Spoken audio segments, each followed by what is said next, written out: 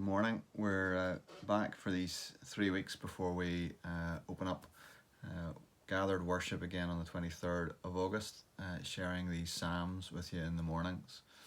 I just wanted to continue to do that to encourage you as we look towards that date of returning to worship again. You'll be getting more details about that in the days and weeks to come. And we want to encourage you to feel safe when you come out to worship, but we also want to say to those of you who aren't feeling that you're at that stage yet, that there will be provision made for you as well, and that we are going to provide online access to the services, whether that's through live streaming or recording, hopefully live streaming, so you're able to join with us at the same time. But we're going to work on that over the next couple of weeks and get that up and running for you. We're going to continue as we look at the Psalms. In Psalm 35, we read part of it yesterday. We're going to read the rest of it today from verse 11 of Psalm 35. Malicious witnesses rise up. They ask me of things that I do not know. They repay me evil for good. My soul is bereft. But I, when they were sick, I wore sackcloth. I afflicted myself with fasting. I prayed with head bowed on my chest. I went about as though I grieved for my friend or my brother. As one who laments his mother, I bowed down in mourning. But at my stumbling, they rejoiced and gathered. They gathered together against me. Wretches whom I did not know tore at me without ceasing. Like profane mockers at a feast, they gnash at me with their teeth. How long, O Lord, will you look on? Rescue me from their destruction, my precious life from the lions. I will thank you in the great congregation. In the mighty throng I will praise you. Let not those rejoice over me who are wrongfully my foes, and let not those wink the eye who hate me without cause. For they do not speak peace, but against those who are quiet in the land they devise words of deceit. They open wide their mouths against me. They say, Aha, aha, our eyes have seen it. You have seen, O Lord. Be not silent. O Lord, be not far from me. Awake and rouse yourself for my vindication, for my cause, my God and my Lord. Vindicate me, O Lord, my God, according to your righteousness. Let them not rejoice over me. Let them not say in their hearts, Aha, our heart's desire. Let them not say, We've swallowed him up. Let them be put to shame and disappointed altogether who rejoice at my calamity. Let them be clothed with shame and dishonour who magnify themselves against me. Let those who delight in my righteousness shout for joy and be glad and say evermore, Great is the Lord who delights in the welfare of his servant. Then my tongue shall tell of your righteousness and of your praise all the day long. Yesterday we reflected on how this Psalm has a strong sense of injustice, and today we see the source of that injustice.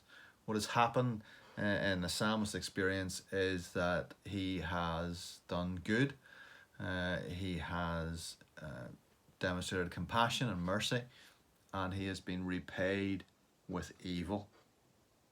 He says in the first few verses that we read about these people who are now attacking him, I prayed for them when they were sick.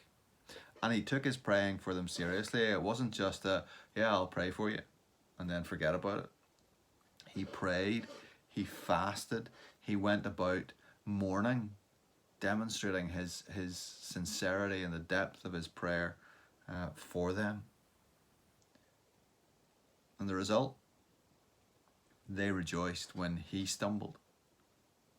They gathered others around to mock him, to laugh at him, to tear at him, and even to gnash at him with their teeth. He says they're like wild animals out of control as they watch his suffering.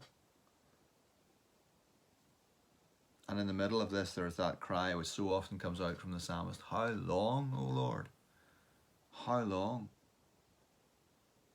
But even with that cry, there's a confidence. There's a confidence that however long it is, there will come a time when he will be justified, when justice will be done. I will thank you in the mighty congregation. I will praise you.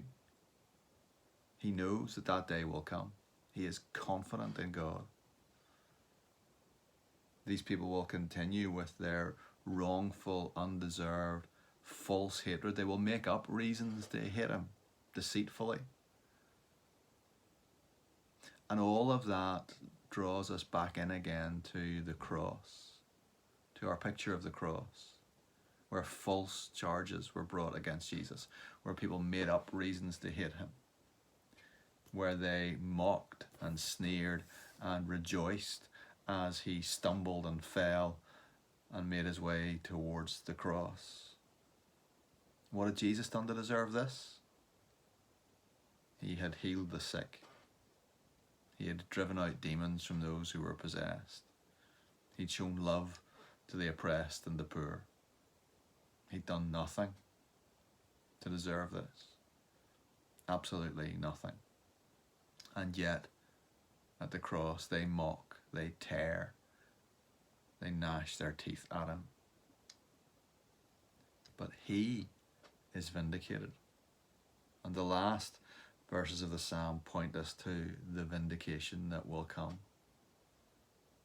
God awakes and raises Jesus from the dead.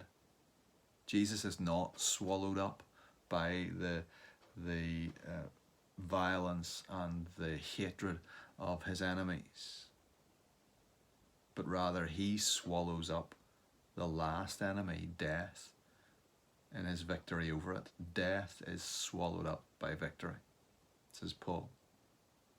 And the result, rejoicing. Genuine, heartfelt rejoicing, as God is proven to be the one who is both the just God and the one who justifies us through the death of Jesus Christ, the servant king. We can rejoice in the words that the psalmist uses at the end of the psalm. As we think about Jesus and the cross, these words come across. Put these words, if you like, in Jesus' mouth.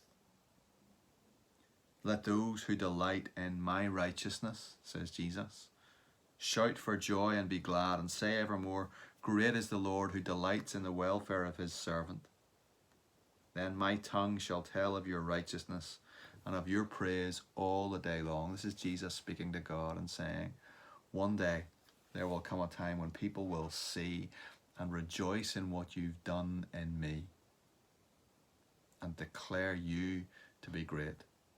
This is Jesus' purpose, to be exalted to the glory of God the Father as people recognize and rejoice in him.